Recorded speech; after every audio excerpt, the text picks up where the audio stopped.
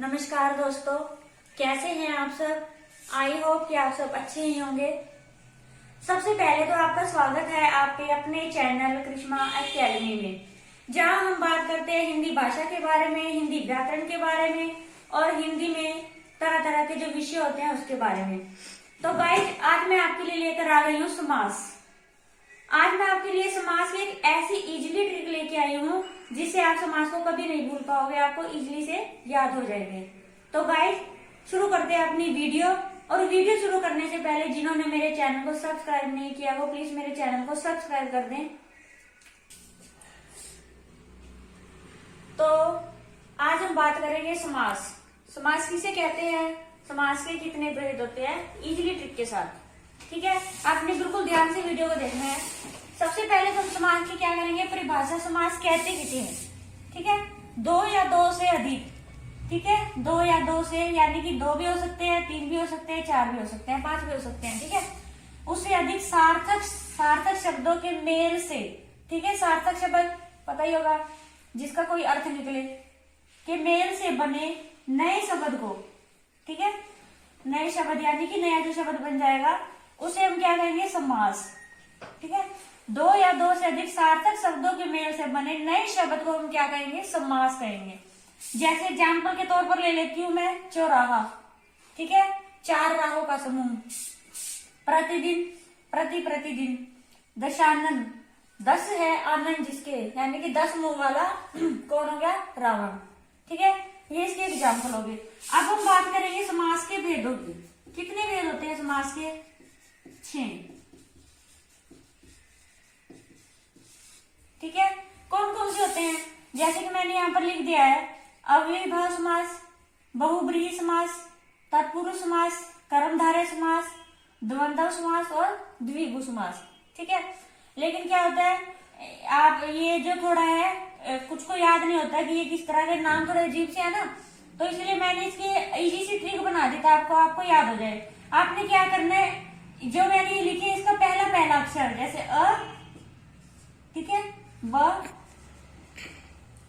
त, क, द्वंद, दि। ठीक है, यहां मैंने लिख भी रखी है, ये हमारी बिल्कुल इजीली ट्रिक होगी। तो आपने अगर ये याद ना हो तो आप ये याद कर सकते हैं, अब तक द्वंद्वी। ठीक है, जैसे अ हो गया अव्ययीभाव समास, ब हो गया हमारा बहुब्रीहि समास, त हमारा हो गया तत्पुरुष समास, क हमारा हो गया कर्मधारय समास, द्व हो गया हमारा द्वंद्व समास और द्वि हो गया द्विगु समास। इजीली आगे समझ। तो अब हम सबसे पहले बात करेंगे अव्ययीभाव समास की। अव्ययीभाव समास क्या होता है, ठीक है। सबसे पहले है हमारा अव्ययीभाव समास। ठीक है, किसे कहते हैं, ठीक है। अब हमने क्या पहचान करनी है, जिन शब्दों के प्रारंभ क्या होता है, शुरुआत में। ठीक है, उपसर्ग क्या होते हैं, जिन्होंने मेरी पिछली वीडियो, लास्ट वीडियो को उपसर्ग, मैंने उसमें सब कुछ बताया हुआ था, जिन्होंने नहीं देखा वो प्लीज मेरी उस वीडियो को देख ले, तो आपको उपसर्ग समझ आ जाएगी। और इसका लिंक मैं आपको डिस्क्रिप्शन में नीचे दे दूंगी। ठीक है, उपसर्ग, ठीक है, जिन शब्दों के शुरू में उपसर्ग लगा हो, ठीक है, या उसका पहला पद, यानी कि जो शब्द हमें होगा, हमारे पास होगा, उसका पहला पद अवयव हो। ठीक है, अवयव क्या होते हैं, अवयव हो। ठीक है, अवयव क्या होते हैं, उपसर्ग तो हमारे होते हैं, जैसे यथा हो गया, आ हो गया, अनु हो गया, निर हो गया, प्र हो गया, प्रति हो गया, और भी बहुत से हैं। ठीक है, तो ये हमारे पास जो शब्द आएंगे, मतलब कि समास है जो उसके प्रारंभ में लगेगा। ठीक है, और अवयव कौन से वर्ड होते हैं, ये होते हैं जब, अब, कब, किंतु, परंतु, कभी, आहा, ठीक, परंतु, यथा, और। ठीक है, ये सारे हमारे उपसर्ग हैं। यानी कि अव्ययीभाव समास क्या होते हैं, जिन शब्दों के प्रारंभ में या तो उपसर्ग लगा हो, ठीक है, आपने इतनी सी बात याद रखनी है, या तो उपसर्ग लगा हो या फिर उसका पहला पद अवयव हो। ठीक है, उसे हम क्या कहेंगे, अव्ययीभाव समास कहेंगे। जैसे कि मैंने एग्जाम्पल लिया है यहाँ पर, यथा संभव। ठीक है, आपको ये तो पता ही होगा, जैसे दो या दो से अधिक शब्द होंगे तो ही समास बनेगा हमारा। अब हमारे पास यहाँ पर है यथा संभव, दो शब्द है, यथा है, संभव है। यथा है संभव है। दो शब्द हो गए ना, ठीक है। जैसे जो, जैसे संभव हो, यथा। हमारे पास इसमें आगे क्या है, यथा। ये यथा क्या है, हमारा यथा है ये अवयव, ठीक है। क्या है ये, यथा अवयव। तो बस आगे हमने इस चीज का ध्यान रखा है तो हमें पता लग जाएगा कि ये कौन सा समास है, ये हमारा अव्ययी भाव समास है। नेक्स्ट है जैसे हमारा आ जन्म, ठीक है। आ प्लस जन्म, आ प्लस जन्म बन गया। इसका आएगा जन्म से लेकर। आ है हमारा, आ हमारा क्या है, आगे लगा हुआ है, ये उपसर्ग है, ठीक है। आ जन्म, ये हमारा आगे क्या लग गया, उपसर्ग। जैसे नेक्स्ट है हमारा प्रतिदिनम, ठीक है। प्रति प्लस दिन, प्रति प्लस दिन, दो शब्दों की वजह से बन गया प्रत्येक दिन, ठीक है। प्रति, प्रति हमारा क्या है, ये हमारा है अवयव। तो प्रति हमारा क्या है, उपसर्ग है, ठीक है। नेक्स्ट है हमारा अनुरूप, अनु प्लस रूप, दो शब्दों से मिलकर बन गया, ठीक है। रूप के योग्य। अनु हमारा क्या है, अनु हमारा क्या है, उपसर्ग, ठीक है। बस आपको ये थोड़ी सी पहचान करनी है कि जिसका पहला पद उपसर्ग हो या अवयव हो वो हमारे क्या हो जाएंगे, अव्ययी भाव समास कहलाएंगे, ठीक है। इसके स्पेशल आपके लिए वीडियो लेकर आऊंगी आगे, जिसमें आप मतलब कि इजीली समझ जाओगे। तो अब हम बात करते हैं, नेक्स्ट है हमारा बहुब्रीहि समास, ठीक है। हमारा बहुब्रीहि समास, ठीक है। बहुब्रीहि समास क्या होता है, जिसमें, ठीक है, या जिस समास में कोई भी पद प्रधान नहीं होता, कोई भी पद इंपॉर्टेंट, यानी कि कोई भी पद प्रधान नहीं होता। जो भी पद होते हैं, दो है चाहे तीन है, ठीक है, अर्थात दोनों पद मिलकर, ठीक है, किसी तीसरा पद यानी कि उसका अपना एक अलग अर्थ निकले या तीसरे पद की ओर संकेत करते हो, उसे हम क्या कहेंगे, बहुब्रीहि समास, ठीक है। आगे समझ, वैसे तो परिभाषा क्या होता है, आप अगर इसे समझ गए तो परिभाषा आपको जरूरत नहीं है समझने की, ये अपने आप ही आप लिख लोगे। क्या हो गया, क्या, जिसमें कोई भी पद प्रधान नहीं है, दोनों पद मिलकर किसी तीसरे पद की ओर संकेत कर रहे हैं, ठीक है। यानी कि उसमें क्या है, तीसरा पद इंपॉर्टेंट है, आप ऐसे कह लो चाहे, ठीक है। जैसे मैंने उदाहरण के तौर पर यहाँ ले लिया है लंबोदर, ठीक है। अब हमें तो मिल गया ये लंबोदर इकट्ठा लिखा हुआ, अब ये क्या बनेगा, लंबो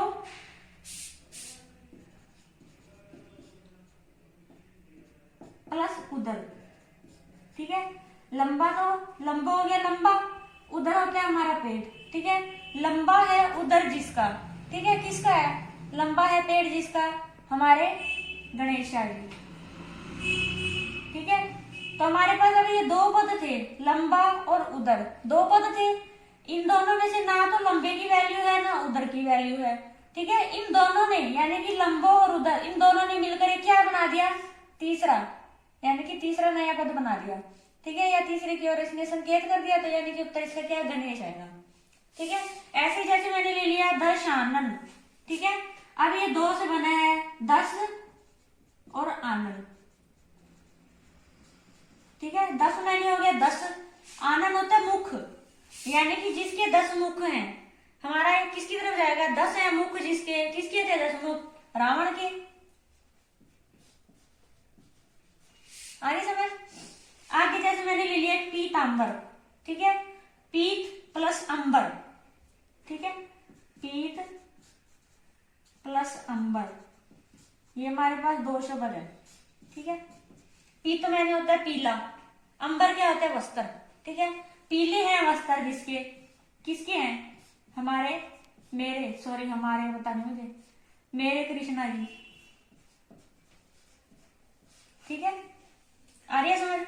नेक्स्ट है जैसे गंगाधर, गंगा क्या होती है, गंगा, गंगा नदी प्लस में धर, दो शब्द है हमारे पास, यानी कि दो है पद। गंगा, गंगा को धार मैंने होता है धारण करना, ठीक है। गंगा को धारण करने वाला, किसकी जटाओं से गंगा निकलती है आपको पता ही होगा, भगवान शिव जी।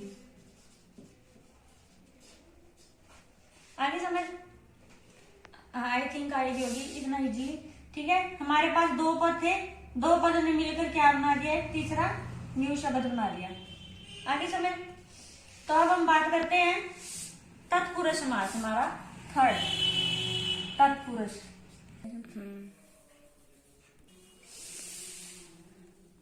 तत्पुरुष समास किसे कहते हैं? ठीक है, समास को, ठीक है, समास को विग्रह, विग्रह क्या होता है? अलग अलग करना, ठीक है, विग्रह संधि भी बोल सकते हैं, अलग अलग करना। विग्रह करने पर कारक चिन्ह, आपको कल परसों लास्ट वीडियो में करवाए थे कारक चिन्ह, ठीक है, जिन्होंने नहीं देखी वो मेरी लास्ट वीडियो को देख सकते हैं। कारक चिन्ह क्या होते हैं, कितने प्रकार के होते हैं, कितने भेद होते हैं, ठीक है। तो कारक चिन्ह का लोप हो जाता है। लोप मतलब क्या होता है? गायब हो जाना, गुम हो जाना, ठीक है, उसे हम क्या कहेंगे? तत्पुरुष समास। आई समझ? दोबारा देख लो एक बार, आपको इजीली याद भी हो जाएगी। समास को विग्रह करने पर कारक चिन्ह का लोप हो जाता है, उसे हम तत्पुरुष समास कहेंगे, ठीक है। जैसे अब को, के लिए, में, पर, से, ये सभी क्या है? ये हमारे कारक चिन्ह ही है, ठीक है।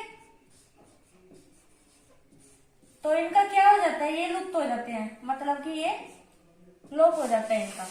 जैसे मैंने यहाँ पे एग्जाम्पल लिखा, यश प्राप्त, ठीक है, ये हमारे एग्जाम्पल है, यश को प्राप्त। अब हम इसे इकट्ठा कर दिया हमने यहाँ पर, तो क्या बन गया? यश प्राप्त।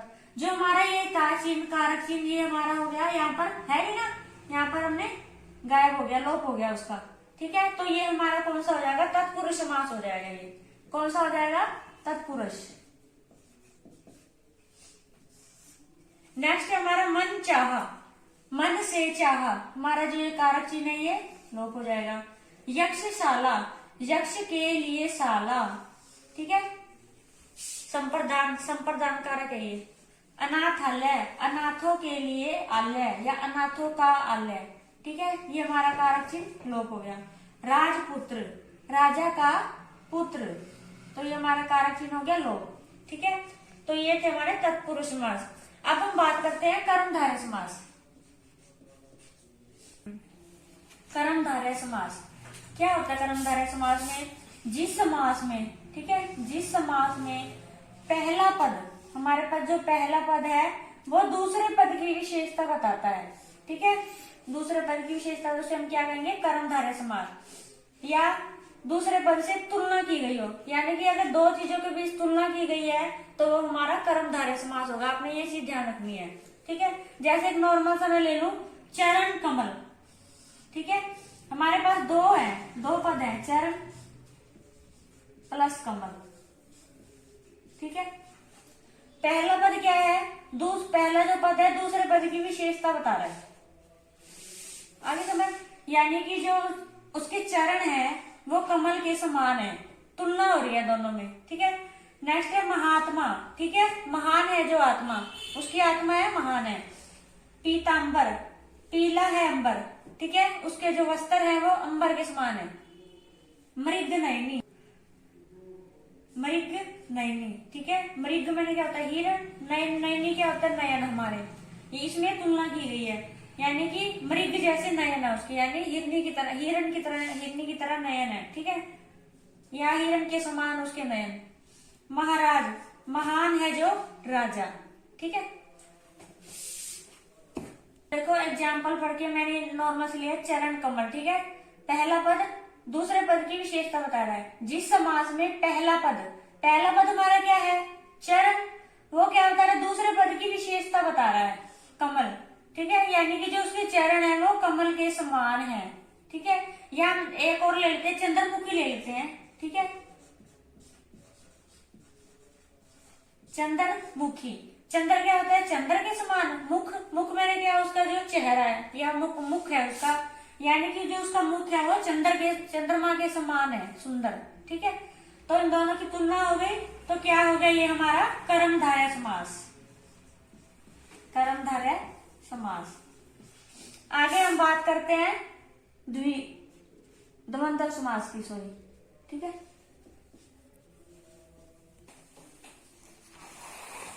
आगे हमारा है 5 नंबर पे द्वंद्व समास, ठीक है।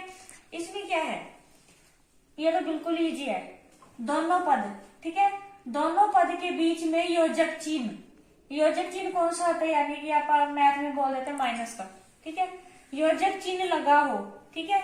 और विग्रह करने पर जब हम उसे अलग अलग कर देंगे, विग्रह करेंगे तो उसमें क्या आएगा, और लग सकता है, या भी लग सकता है, एवं भी लग सकता है, ठीक है। अगर ये शब्द आए तो वो कौन सा हो जाएगा, द्वंद्व समास। जैसे मैंने उदाहरण से ले लिया नदी नाले, देखो इसमें हमारा क्या लगा हुआ है, योजक चिन्ह, योजक चिन्ह लगा हुआ है, तो हमारा ये कौन सा समास है, द्वंद्व समास, द्वंद्व समास है। अगर हम इसे विग्रह कर दें तो इसे क्या बन जाएगा, नदी और नाले, ठीक है। पाप पुण्य है, पाप में और पुण्य में क्या लगा हुआ हमारा, योजक चिन्ह। जब इसे हम विग्रह करेंगे तो क्या बन जाएगा, पाप और पुण्य, ठीक है। ऐसे खरा खोटा, इसका इसमें क्या लगेगा, योजक चिन्ह की जगह इसमें क्या लगेगा, या, खरा या खोटा, या, ठीक है। ऊंच नीच, ऊंच या नीच, आगे समझ। इसकी क्या पहचान है, इजली द्वंद्व समास की एक ही पहचान है आपको, इसके उदाहरण में ये माइनस का निशान या सॉरी योजक चिन्ह लगा होगा तो वो कौन सा समास होगा, द्वंद्व समास, ठीक है। अब हम लास्ट बात करते हैं द्विगु समास की। द्विगु समास क्या होते हैं, ये भी बिल्कुल इजी है। जिस समास में, ठीक है, जिस समास में पहला पद संख्यावाचक हो, संख्या मतलब कि कोई भी हो सकती है, 1 2 3 4 5 6 7 8 9 10 गिनती, ठीक है। जिसका पहला पद संख्यावाचक हो या समूहवाचक हो, ठीक है, उसे हम क्या कहेंगे, द्विगु समास कहेंगे, ठीक है। उदाहरण के तौर पे मैंने क्या लिया, दो पहर, दो पहरों का समूह, दो आ गया ना हमारा पहला पद है जो इसका, वैसे ऐसे बनेगा 2 प्लस पहर, पहला पद हमारा क्या है, संख्या है, 2 है, दो पैरों का समूह, तो हमारा ये कौन सा समास हो जाएगा, द्विगु। जैसे मेरा नेक्स्ट है तिरंगा, ठीक है, यानी कि 3 रंगों का समूह, ठीक है, 3 प्लस रंग,